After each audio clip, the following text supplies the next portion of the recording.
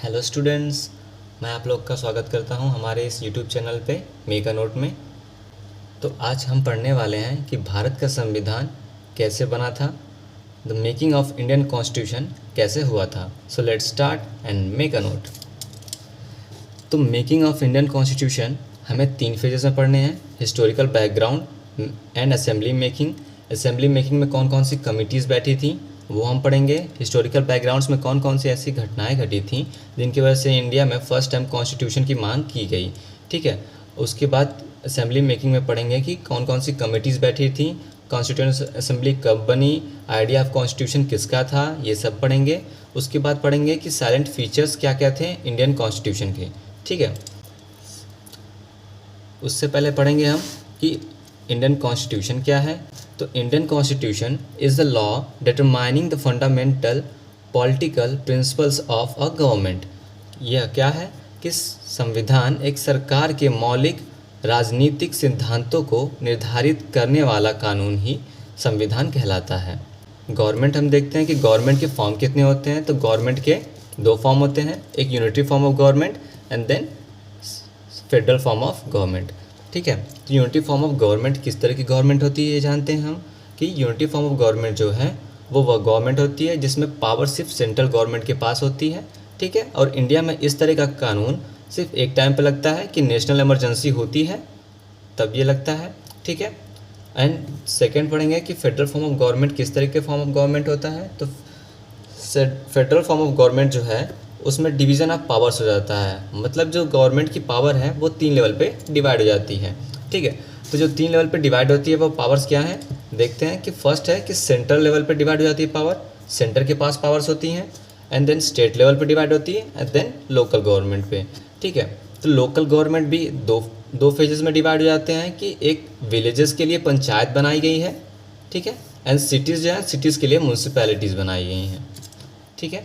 तो फर्स्ट इसके बाद हमें पढ़ना है कि हिस्टोरिकल बैकग्राउंड्स क्या है, ठीक है। तो आइए हम देखते हैं कि आगे हिस्टोरिकल बैकग्राउंड्स में हमें क्या क्या चैप्टर्स कवर करने हैं या क्या क्या टॉपिक्स कवर करनी है।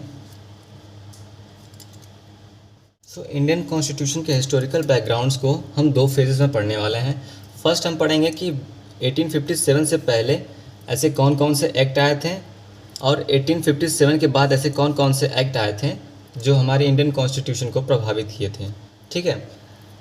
सो हम सबसे पहले पढ़ेंगे कि रेगुलेटिंग एक्ट ऑफ 1773 क्या था, फिर उसके बाद पिट्स इंडिया एक्ट आया था वो पढ़ेंगे, फिर चार्टर एक्ट ऑफ 1830, 1833 एंड 1853 पढ़ेंगे, ठीक है।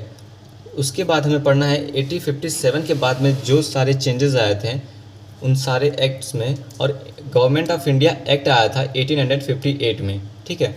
इन सारे को हमें पढ़ना है। उनके बाद हमें इसमें क्या क्या पढ़ने हैं देख लेते हैं कि इंडियन काउंसिल एक्ट पढ़ना है 1861 का, फिर इंडियन काउंसिल एक्ट आता है 1892 का, फिर मॉले मिंटो रिफॉर्म है 1909 and government of India act 1919 and government of India act 1935। Government of India act 1935 is very important, आप लोग को याद रखना है। सो आइए स्टार्ट करते हैं रेगुलेटिंग एक्ट से कि रेगुलेटिंग एक्ट 1773 क्या था। रेगुलेटिंग एक्ट 1773 को पास करने के पीछे क्या क्या रीजंस थी वो देखेंगे। फर्स्ट ये रीज़न था कि ईस्ट इंडिया कंपनी ने 1 मिलियन पाउंड का लोन ब्रिटिश गवर्नमेंट से मांगा था। देन क्या था कि जो ईस्ट इंडिया कंपनी थी उसके अंदर इंटरनल करप्शंस बहुत ज़्यादा थे जिसकी वजह से कंपनी बैंकक्रप्ट होने वाली थी, ठीक है। अब in the meantime Bengal के अंदर एक ऐसी सिचुएशन थी जिसकी वजह से ज़्यादातर जो क्रॉप्स थे वो ख़राब हो गए थे और एक डिजीज़ निकल गई थी स्मॉल पॉक्स जिसके वजह से 3 मिलियन पीपल मर गए थे, ठीक है।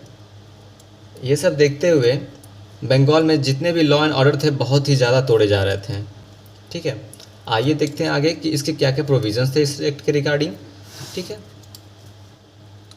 तो ये जो एक्ट था वो बेस्ड था एक रिपोर्ट पे, एक कमेटी की रिपोर्ट पे, और इस कमेटी के जो हेड थे उनका नाम PM नॉर्थ था, वो प्राइम मिनिस्टर नॉर्थ थे ब्रिटिश के, ठीक है। तो ये एक MCQ का डायरेक्ट क्वेश्चन है, आप लोग को ये नाम याद रखना है। देन नेक्स्ट क्या है कि गवर्नर ऑफ बंगाल जो थे उनको चेंज करके गवर्नर जनरल ऑफ बंगाल बना दिया गया था, और वॉरेन हास्टिंग जो थे वो first governor general of Bengal थे, ठीक है। सुप्रीम कोर्ट को स्टैब्लिश कर दिया गया था इन ईयर इन ईयर 1774 में कोलकाता में इस्टेब्लिश किया गया था और इसके जो फर्स्ट चीफ जस्टिस थे वो सर एलिजा इम्प थे। उसके बाद इसमें डिफाइन हुआ था कि गवर्नर जनरल ऑफ बंगाल की जो पावर होगी वो सुप्रीम होगी बॉम्बे एंड मद्रास के गवर्नर जनरल्स के। ठीक है, यह एक्ट तो पास कर दिया गया। अब इसके पीछे क्या क्या इसके ड्रॉबैक्स थे वो भी हम पढ़ लेते हैं। तो आइए हम देख लेते हैं कि इसके क्या क्या ड्रॉबैक्स थे। तो ड्रॉबैक्स ये थे कि गवर्नर जनरल के पास कोई भी वेटो पावर नहीं थी। देन क्या था कि जो इंटरनल करप्शंस थे कंपनी के अंदर वो भी किसी तरीके से इस एक्ट के ज़रिए रोका नहीं जा सका। देन क्या हुआ कि सुप्रीम कोर्ट की पावर जो थी वो वेल डिफाइंड नहीं थी, जिसकी वजह से सुप्रीम कोर्ट भी कई मुद्दों पे फैसले नहीं ले सकता था। ठीक है, तो रेगुलेटिंग एक्ट में इतना ही हम देखते हैं। अब आपको इस एक्ट से रिलेटिंग कोई भी क्वेश्चन या क्वेरीज है तो आप कमेंट सेक्शन में हमें कह सकते हैं। मैं पूरी तरह से कोशिश करूँगा कि आपके कोई भी डाउट्स को मैं सॉल्व कर सकूँ। Thank you.